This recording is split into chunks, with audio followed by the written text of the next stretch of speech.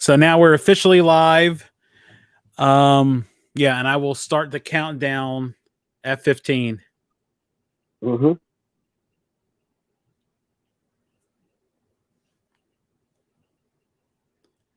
15, 14, 13, 12, 11, 10, 9, 8.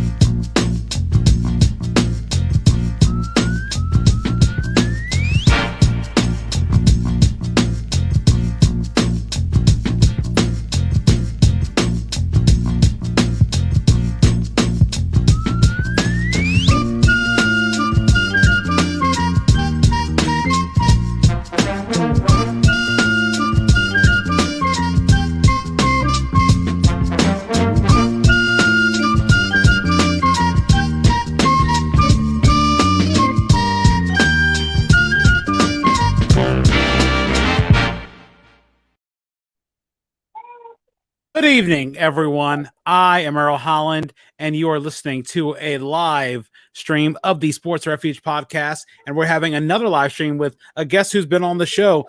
This is his fourth time, not counting some of our past playoff preview talks where he really called it when it came to the Super Bowl. This is a guest that a lot of you guys may know, especially people from the Snow Hill area and maybe UMES alumni as well. This is Donta Finney, and Donta, I'm glad to have you back on the show.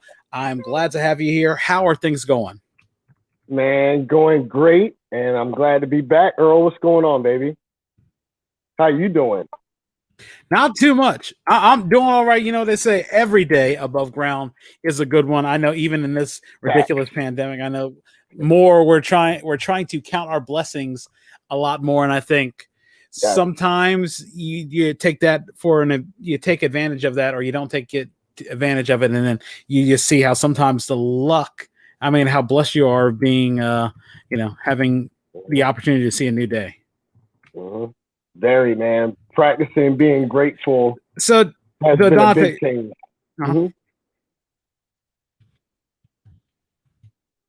Oh yeah, no, you were saying practicing being grateful is a great thing or a big thing.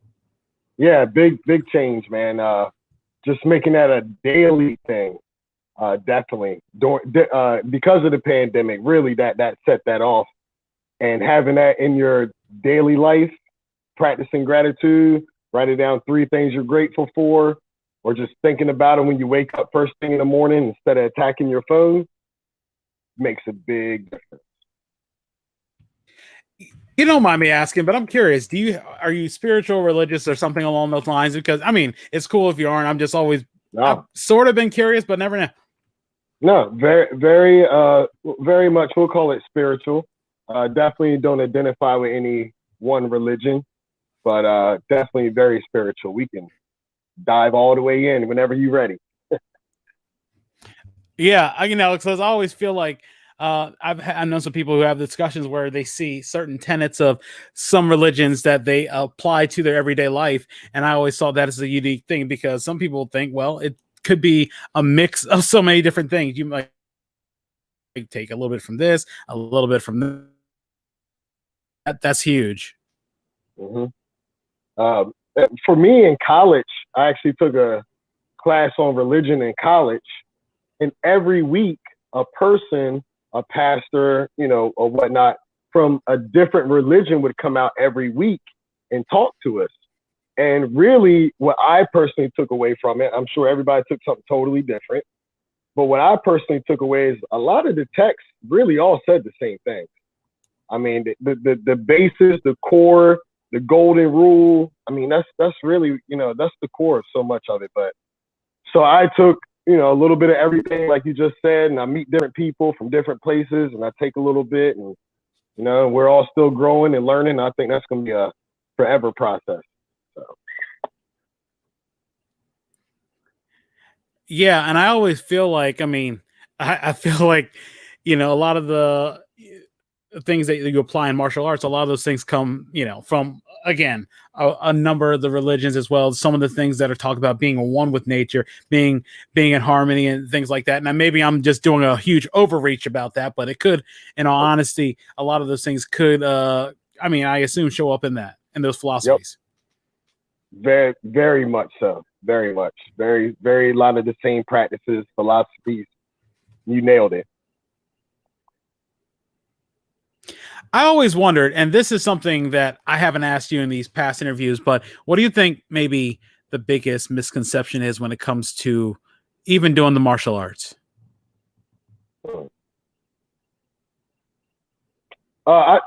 Here's the biggest misconception, and it's kind of easy. I'm too old to do it. Oh, I wish I started when I was younger. Like, martial arts, not a young man's game.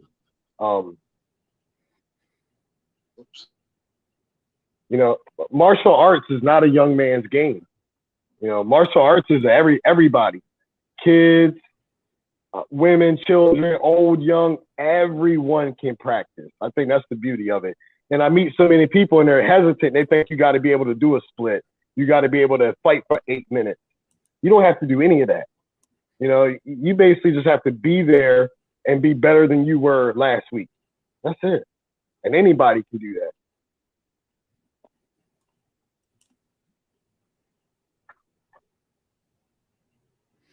Yeah, and I can definitely say that. I mean, you see a lot of people who've been doing, even those people who are maybe in their 60s or 70s who have been doing it for years. And I mean, I guess it changes your perspective the older you get, and just, you may not be as flexible as you would have been if you did it. You were 15 to 20 or even 7 years old or something like that. But it's still, I think if there's maturity there, that is something that I think really plays a big role and can be beneficial to you. Huge. It's not even about, most of the time, what you do. It's how you do it, or do you know what to do next? If you're not a professional, once you get to the professionals, athleticism does separate some people. Like, you're a little faster here and there. In our world, we're not trying to out athletic, be the better athlete every session. We're practicing our MMA or our martial arts. We're not trying to be the best athlete in the room. Once again, we're just trying to be better than we were yesterday. So you don't have to be this grand professional athlete, right? You just got to get control of your mind and be able to just have some discipline. Hello, word of the day. Little discipline, hang in there, and you will improve no matter what skill level you start at.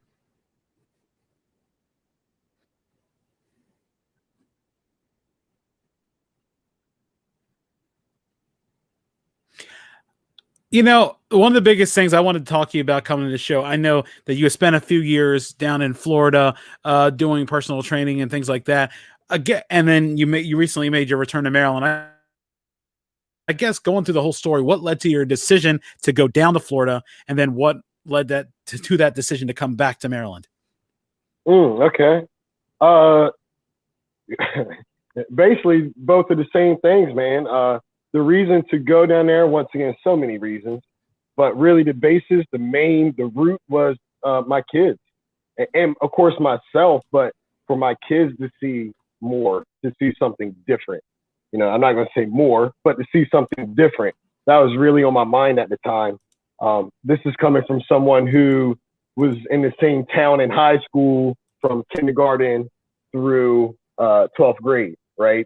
Same experience. So I figured giving them a different experience, boom, we go to Florida, live that life, and basically the same thing brought us back. Family, kids, family dynamics, having in-laws, giving birth to kids in Maryland. We had our baby girl down in Florida. It was inevitable that we would meet back up here. So a lot more went into it than that, but it's always about the family, man.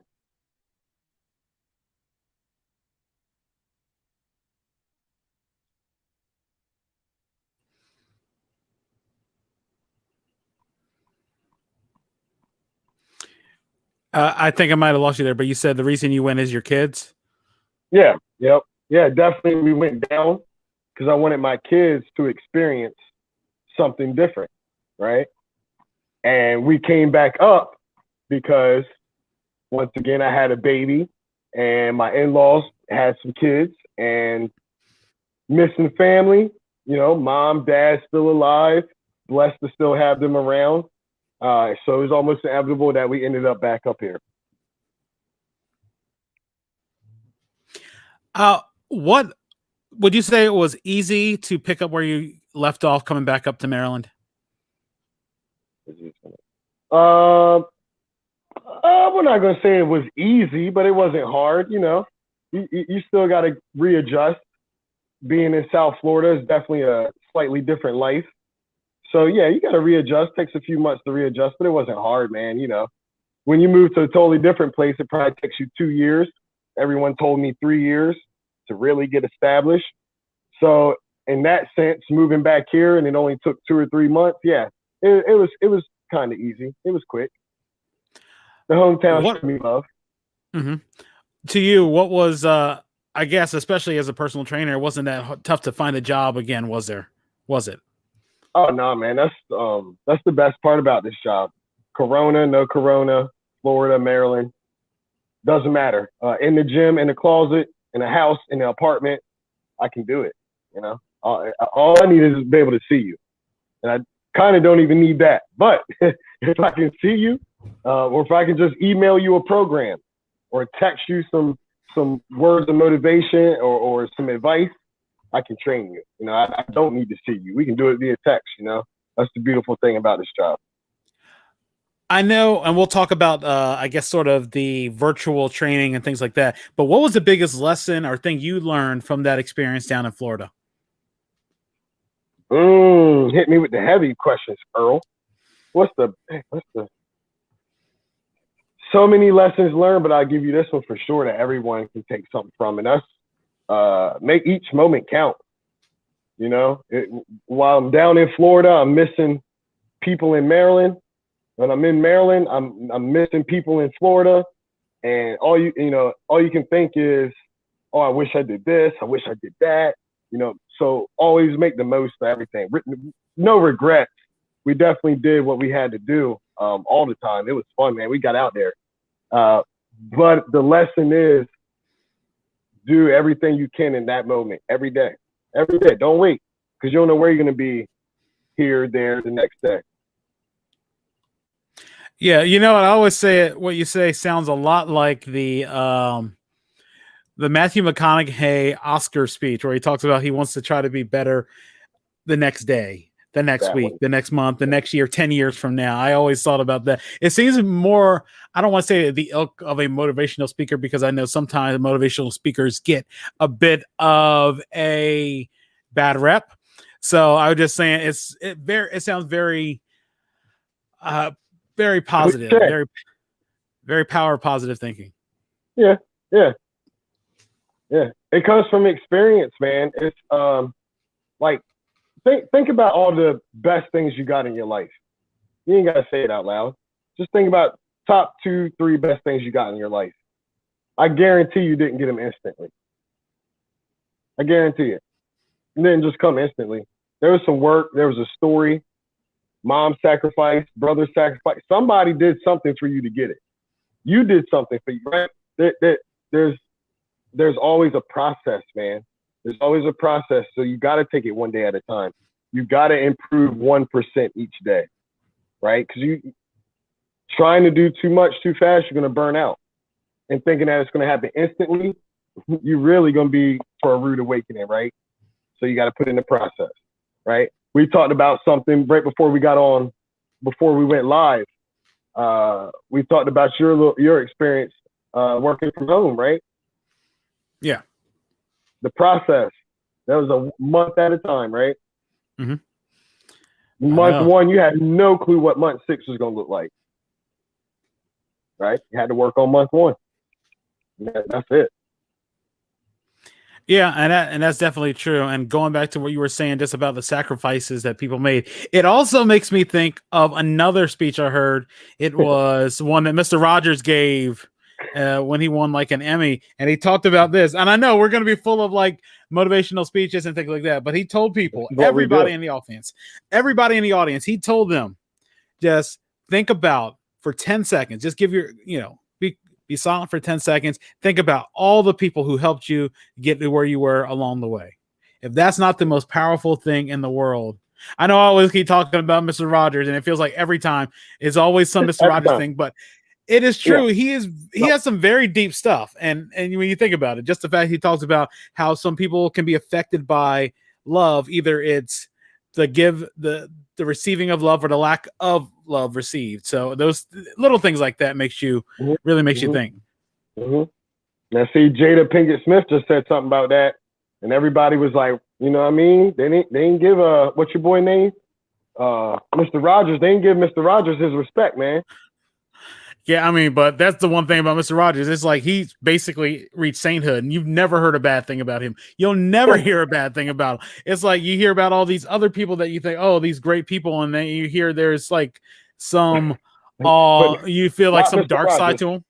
Yeah, not Mr. Rogers. It's like everybody used to hear about Kirby Puckett, and I always saw about Kirby Puckett as a perfect example. Everybody talked about he's smiling, grinning, baseball player. Everybody remembers him. Everybody was sad when he had glaucoma. Then you find out after he died that he had a mistress on the side. He was very abusive to his wife and all this other stuff. Juan Bratton told me we were having a Twitter discussion how he talked about how Kirby Puckett said, I don't even want to see any of these kids in the cancer ward. It makes me depressed. And stuff like that. And it's something along those lines. And it's like, wow, man, this is it's like if you found out Hulk Hogan was racist or something. Yeah, if you imagine that. Audience, in case you all did not know, Earl knows everything. This guy's walking Jeopardy, man. I'm telling you. I love it, bro. I'm still trying to get on Jeopardy, man. It is not easy. I'm starting to ramp up. I'm actually taking the old those old composition journals, the black and white ones with the little black and white designs on them.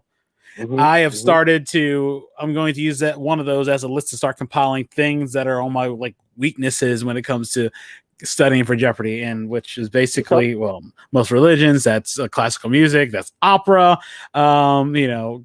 mythology, some Shakespeare plays, stuff like that.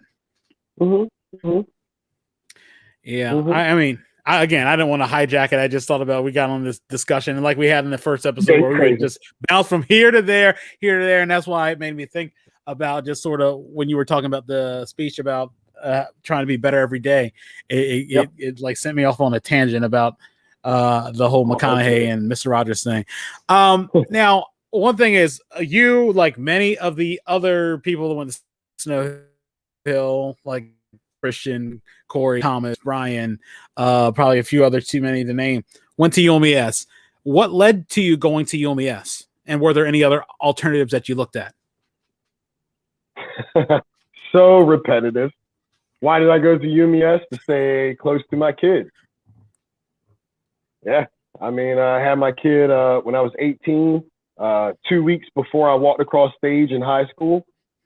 So the decision, Elizabeth City, North Carolina was going down. I mean, that was a tough pull between there and UMES. But stay close to UMES. My best friend went there. Shout out to Robbie Bonac. What's up? We got to find him. I got to get him on one day. Man, that's the guy that needs to be on here. That dude is on his sport. Yeah, so we went to UMES. My homie was there. You were there. You know, a lot of Corey. So that's it. And let's be real. Back then, it probably still is now, but back then the program was good for what we were all doing. So we rode with it, right? What was were there any other majors that you looked at pursuing there prior to picking a physical therapy? Nah, nope, not at that time in my life. Not at that point. Nope, that was it. What was the curriculum like for that major? I assume it's a lot of work. I mean, I know it. Yeah, hardcore. Probably, you know, I'm sure you had your caseload too of work though, buddy. Yeah, honestly, I'm trying. Yeah, all the literature classes. That's basically the literature classes were the toughest part. Other than that, like the TV stuff, no, that was nothing. But Right. the literature, man. Mm-hmm. And I know we got off easy because I know some colleges you have to end up writing like a 10-page paper. Honestly, we have to write maybe 5 to 6 page paper. That's not even counting the works cited plus their title page. Oh yeah, for sure. And man, I can live with that. I can live with that. Yeah, we had some way bigger papers than that, bud. For sure. And I knew science was nowhere near, and I know it is a science. So, and I know science was definitely not my strong suit. So much for genetics and biology and all that other stuff for me. Yeah. Not the easiest stuff. Mm-hmm. How did you get everyone in your family involved in fitness? I know that your wife Debbie also is involved doing a lot of stuff, does some teaching on the side as well. How did you get everyone from Dylan to Dion and everybody interested in fitness? My wife was already into it before we met. When I met her, she was playing basketball and soccer, various sports right from the jump anyway. And then, my kids, they were around it constantly, right? That's all we ever did, especially Dion, the middle kid. All he knows is us as trainers, knows me as a trainer. So it's really, that's all they know, man, and they actually like it. I didn't make them to get into anything or push them to do anything. All their fitness pursuits have been all their own. Do you notice did you see it was easier just the kids sort of getting into it while they were young, as opposed to maybe somebody making a drastic change in their life and all of a sudden getting into it? 100%. 100%. Early we talked about it's never too old to start. But I mean, that's physically. I think when you get older, the physical isn't a problem, it's the mental. I started with a lady, she was 33, making a career change, highly enthusiastic, and then 5 weeks later just disappeared, burned out. Why do I bring that up? Well, the kids, highly enthusiastic, doing something for 5-6 weeks, and they have very minimal distractions. So it's really all they saw, they didn't have to deal with other kids or too many other siblings or anything, right? So all they saw was just the fitness aspect. So it was easy to get them in. Someone you're a little older in your 30s, that enthusiasm wears off, the distractions start to pop up. And, that's where we run into our issues. Yeah. And I also think that, especially you talk about the enthusiasm, I think some people tend to try to do too much too soon, and if they don't see the results, it's the beginning of the burnout process. You think I'm doing all this and not seeing any results. I mean, that can be an easy, I don't want to use as cop out as a term, but it can be an easy reason for some people to get super gung-ho and then all of a sudden get unenthusiastic after a while. Yep. One thing I developed here but really pushed in Florida is client experience, or even just you on your own. Your workout experience is way more important than your workout results. And this is why. You're pushing for a result and it takes longer than you think it should to get it. It's hard to bounce back from that. Let's just say we're enjoying the experience. 1 push-up 1 week, 3 push-ups the next week. Not these big grand goals. Those things keep you going. And I've seen people and I'm sure a lot of other coaches can attest to this. There's been people way more happy they went from 2 push-ups to 4 push-ups than I've seen people lose 15 pounds. I've seen them lose 15 pounds, be happy for 2 seconds, and turn right around and like, okay, where's the next 15 I gotta lose? It's something about accomplishing these small tasks week to week that keeps you in the game way more than aiming for that grand result. We all kind of know this, but implementing it is tough. Because when you're in there busting your butt or you're studying hard, you're ready to get the big test done. Forget these little quizzes, right? But the quizzes build confidence, right? The little accomplishments build the confidence to take the big test, right? So that's how you got to approach it. Yeah, no, and I can definitely see that, and I think that's huge too. And I think incremental. I think having, like you said, going from 2 to 4 push-ups is huge. Like I was starting to work out, like I said, so to full disclosure, I've been doing the keto diet. It'll be a year come late September. And so far I started at 324 and now I am down. I'm in the neighborhood of upper 270s. Spit it out. Let's go, my man. Yeah. And like I said, I know a lot of people, first thing they said, like, they notice like the complete like facial thing. Like, I always, first thing like, man, you look like you lost a lot of weight. We can see it in your face and all this other stuff. And like, which is understandable and that's cool. And the biggest thing was I had just been trying to focus diet first. Honestly, I'll admit until the first 6 months, I was pretty much, it's like first 6.5 months, I was pretty much solid. I was so angry that I had got like a Wawa steak and egg bowl. Because, for keto, you don't have so many net carbs. And I saw the steak and egg bowl because I was doing like, 24 carbs a day. Steak and egg bowl, I looked up there. Net carbs, 20 net carbs. So basically, and it was the morning. So basically, I would have had to go through the rest of the day trying to figure out how to eat only 4 carbs. I was angry about that, and I said I'd never get one, and I still haven't gotten one since. But I was pretty religious on it. I, rarely would I ever do, go over carbs and things like that. Even like Thanksgiving where you think that's the biggest trap in the world. I didn't go over. I made sure I made the ham. I made, like I said, I made this erythritol glazed ham with like sugar-free maple syrup because I got to have my glazes. So there it is. No sugar, just sugar alcohols. And most people couldn't even tell the difference.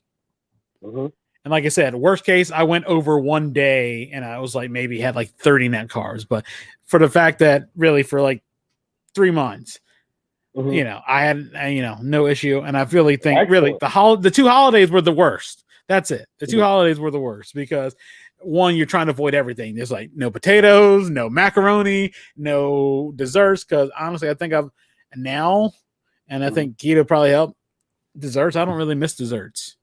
The only thing now I found those sugar, those like the Rebel ice creams and things like that, where it has like the sugar alcohol content, where it's not really going to hurt you because really no net carbs. Those things are fine, even though I think I get my fill of them too because I think it's I figure out I really wasn't an ice cream person, and the more I get to that, I'm like, yeah, sweet, I'm fine. Just give me all the meat, I'll be good. Just like Ron Swanson said, give me all your eggs and all your bacon. Right. Yeah, perfect, man. Big ups to that. I remember the Thanksgiving thing. That was huge. You was really fighting to stay to your diet right there, man. So that was huge. Yeah, that's great, man. Here's a quick question I gotta ask. Was it worth it, and would you change anything? I think it's definitely worth it. I'm still on it. It's a bit looser than, honestly, I think it's been a bit looser since March because that second half, really from the past 5 months, we went on vacation to Mexico, and there it was a resort where there was no way you could eat keto friendly. I tried. Yeah. I tried the first night. But then, that's good, it's okay. It's all right. Yeah. It's funny that I noticed because as soon as we got back in the country, went to opening day, I tried to stay. You know what? Okay, I'll eat here, have a little drink because I don't really drink like that. Even though there's like, I found out, you can have rum, you can have whiskey, you can have scotch, you can have vodka. They're all keto friendly, just until you start adding other stuff that isn't.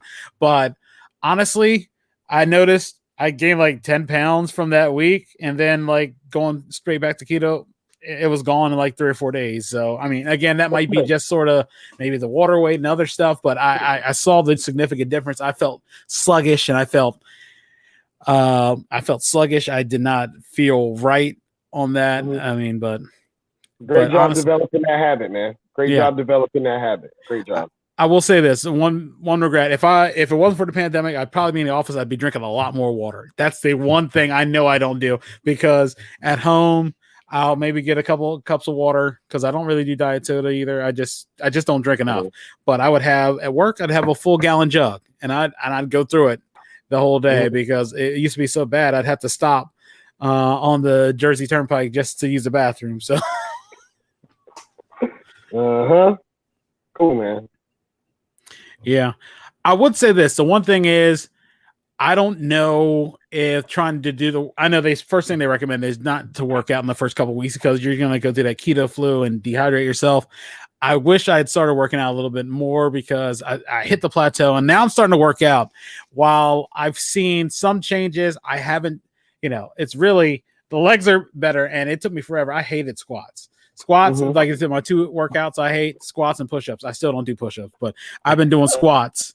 I do like my routine on every other day is 10 minutes of alternating 5 sets of goblet squats with, I guess, more of a shoulder press. But other than that, I'm just, get my 5 in, switch, get my 5 in, and keep doing that for 10 minutes. Before, I would like, oh, I can't do this. But now I do the squats, and like the whole 10 minutes just flies by. And it's just, yeah, like everybody's like, oh, your legs look shaped there. I'm like, well, that's great. That's good. I mean, I don't think I could lift a car up, but I still think, here's the thing. You don't need to lift the car up, bro. Yeah. Great job, bud. I love it, man. Yeah. I mean, honestly, just going through the whole experience, I will say this, and it's not for everybody, because everybody's body reacts differently, and that's the big thing. But for me, it's worked. Now, the toughest thing is trying to eat enough protein, because I feel like not a lot of stuff has enough protein. I get the fat, I have the low carbs, but I just can't get enough protein, even on that diet. Yeah, I mean, you think meat would be enough, but it isn't. It takes some big fat chicken breast, boy, for sure. Yeah, well, that's good, man.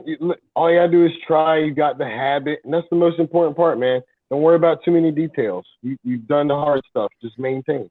Yeah, and that's the one thing, because when it comes to working out, I think everybody's expecting, oh, I start working out, oh, the fat's gonna burn off, melt off. It doesn't happen that way, especially, and everybody thinks you can just target a particular body spot, and all of a sudden, 3 weeks later, oh, I see an ab pop out. Yeah. No, it's tough. You definitely cannot spot reduce, what we call it. So you can't pick a spot on your body and take the fat from that area. Your body will ultimately decide where the fat comes from. So, yeah, they'd all look like that one Larry the Lobster on SpongeBob had the big upper body and the small legs. Right. Because I was going to ask you, what is it about leg day? And I think I asked you about this before. What is it that everybody hates about leg day? It feels like that is, people, I guess, now are starting to, people want a butt. So now people are starting to do squats and other things like that. But what is it, do you think, that people, that turn people off about leg day? It's hard. Period. It's hard. You got to carry a heavy load. You rarely can you get away with squatting a 10-pound dumbbell for long and keep getting results. Eventually, it's got to be a 20-pound, then a 30, then a 40, And everybody's, oh, that's heavy. I don't want to go heavy. Hey, a bag of mulch or your dog's dog food bag is 20 and 40 pounds, right? These are very, very functional weights. It's not very heavy. So, it's hard, man. It's grueling. And like I tell my MMA guys, a fighter will throw 300 punches, but he'll only throw 30 kicks, because throwing those kicks demands so much energy. The legs demand so much energy. They're so big. They require so much oxygen, so many calories. It makes it tough, as opposed to training your abs, who are very small, Very little oxygen is required, right? You're even laying down when you're doing it.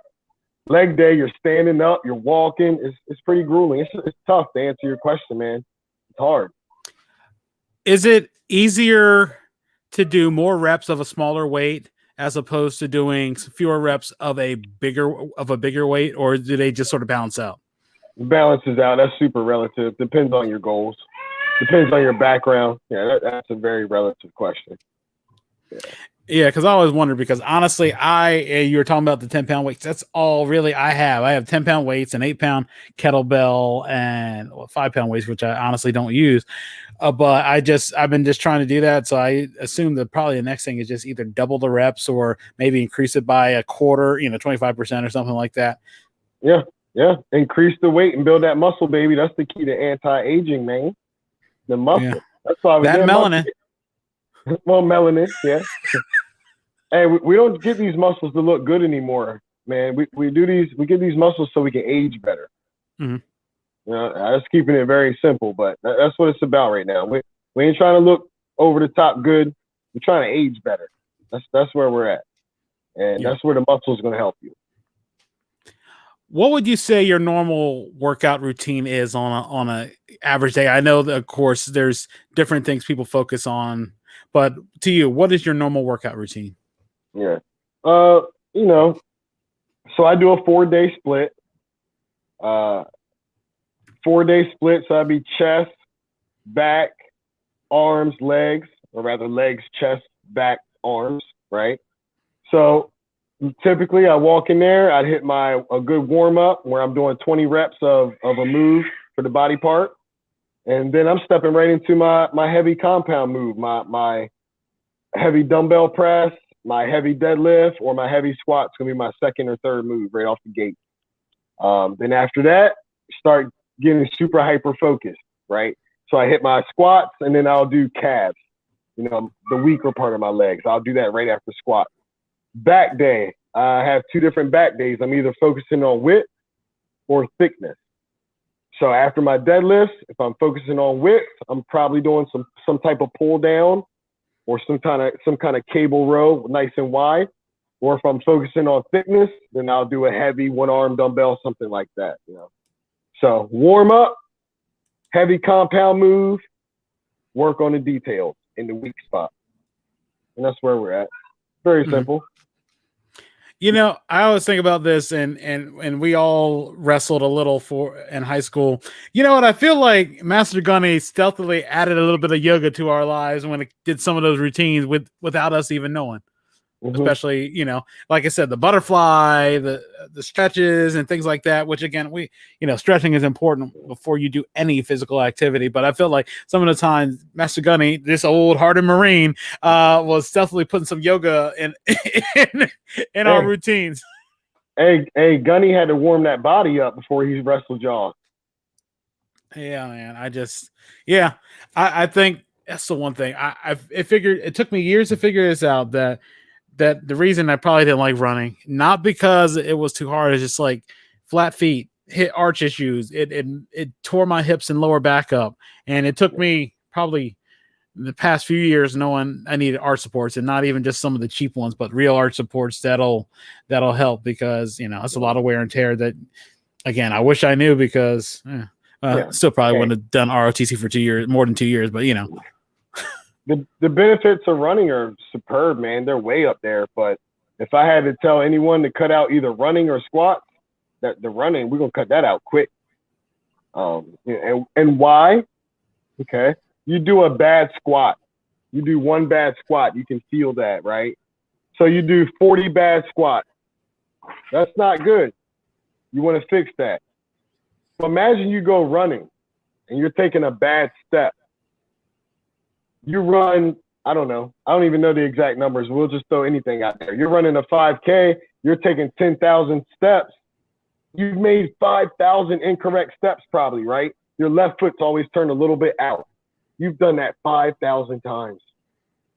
That amount of repetition in a improper motion is going to give you problems. Those 40 squats suck. So that's just 40 reps. We can start to fix that. But people tend to do those 5,000 steps over and over, day after day. and properly. And that's why running, I would throw that in the trash over the squatting. Yeah, and I think there's also other ways you can get cardio in, like walking or yoga and other things. I was going to ask you, are there other forms of cardio that are non-running aside from the things that we mentioned, and I guess bicycle riding too? But yeah, bicycle, the rower, little martial arts, hitting the heavy bag, punching the heavy bag is always a good one. A lot of things, man. A lot of things you can do. Mm-hmm. And you mentioned form. I was going to ask you about one of the biggest things that a lot of people may not think, about form when it comes to working out, and how dangerous can bad form, poor form be? And I guess poor posture as well. How dangerous can those be? Yeah, and a highly trained person or a poorly trained person, bad posture can mess you up. Bad form can mess you up. Now, with that being said, I do not train with as great as posture as I used to, because my focus is no longer preventing injuries or training for sports. I'm no longer training for any sport specific things.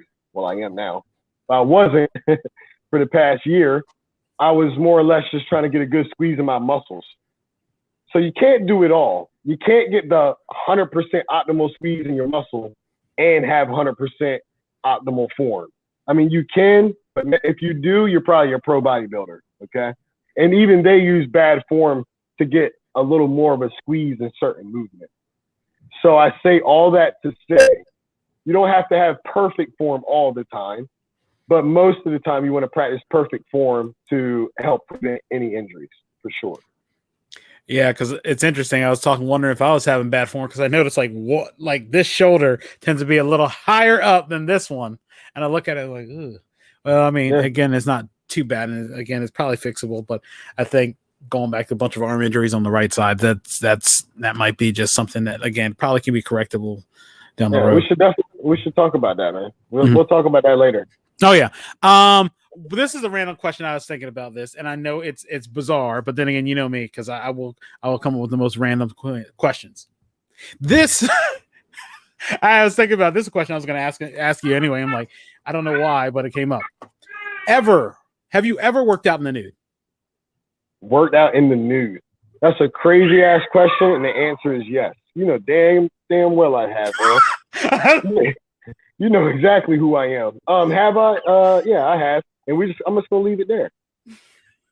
I don't know why. It's like, and it was going to be a question because, I don't know how many other people could ask, but I know Donta would probably be the one who'd answer it.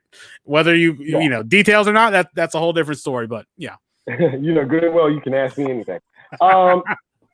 Yeah, man. I might have once or twice. We'll keep it at that.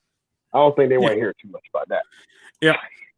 Yeah, that would be, if we ever do like an off color version, well, the whole story will be out there. If you did not have a career in fitness, what would your job be? Bro, I have no clue. The older I get and the deeper I get into this, the less I see myself doing other things. Like, I like a lot of things, but I love it, man. If I could be a pro fighter, that would be great. That would be awesome. Yeah, man. I love coaching. I love to coach. I'd be a pro coach in the UFC, but that's still being a trainer, so I suck. I don't know. I gotcha. I guess what is something that some of the listeners out here who maybe have heard you on the previous episodes don't know about you? What is something that you think people don't know about Donta? Man, I have no clue. I'm a pretty boring guy. I don't know, man. You know, I'll go back to my thing I usually go back to, and that's I'm adopted. You know, that's always a cool topic. You bring that up in the gym. I'll say the word adopted, and people will come up to me like, "Oh, I heard this," and really. So, you know, that's one cool thing. I am adopted. Grew up single, only child, adopted by older parents. Equals spoiled. That's what that is. What's the last movie that you cried watching? I don't know the last movie per se, but I cried watching Demon Slayer a couple weeks ago. That happens quite often. When I was in Florida, I cried watching The Karate Kid. Like, it was some scene where like a butterfly flew away. Yeah. Yeah, But definitely Demon Slayer. If you haven't watched the anime Demon Slayer, definitely look that up. It's on Netflix. Crazy dope, man. Beautiful story. Mm-hmm. And now, normally I would ask a random question about, if there was a movie about your life, who would play you, but we've had that discussion before. This is something new I wanted to ask. If there was one piece of advice that you give to yourself from 20 years ago, if you had the ability to travel back in time, talk to 18-year-old Donta, what is the one piece of advice that you would give him? Go faster. Do more. Big thing is always fear of failure in my 20s. So I think I didn't do a lot of things that I could have done because I was like, I might fail. Let's move on to something that's more concrete. I think in your 20s, 18, 19, fail all the way until you're 30. Because guess what? You'll be 30 and you'll know more. You'll have experienced more. You won't be in the place of, I don't know what I want to do. I don't know who I am. You can eliminate a lot of that by trying more things. That's what I would tell them. I know. I'm surprised no one's ever told me, I'll invest in Amazon or this small little company called Tesla, something like that. I mean, honestly, everybody's been sort of the self-affirmation and things will get better or other things along that line, which I think really is refreshing because nobody said the obvious, invest in this and this and this, or do this and this and this. Cuz Earl, can I cuss? Oh yeah, sure. Money ain't shit, bro. It is. I need it. I'm trying to get some right now and right this minute. But it's not where it's at, man. Mm-hmm. You can have all that, but if your relationships is messed up, your mind ain't there, all that money ain't gonna do nothing for you. Mm-hmm. Amazon stock ain't gonna give you happiness. Yeah. Right? We all know that now. Oh yeah. Yeah. I guess what is the one activity that you've always wanted to try but haven't? That's crazy. A skydive, that'd be dope. Straight out the plane. Let's go. I don't know how you do it because I have a bad fear of heights. I did a roller coaster. I did a roller coaster in high school, and I said, that's it, never again. I gave it my one shot, but I'm not doing that again. There's plenty of things that I will try, but not do it again after that. Skydiving will not be one of those. I mean, I've rappelled down a wall, which we all rappel down a wall. I won't do that again either. But I got my limits. As we start to wrap this up, first of all, Donta, I really appreciate you being a part of this. Do you have any shout outs, anything you want to promote, anything along those lines? Nah, man, just happy to talk to you. Check out SBY MMA at Pure Fitness because we're really kicking butt. MMA is going really hard, man. Excited to get back into fight life.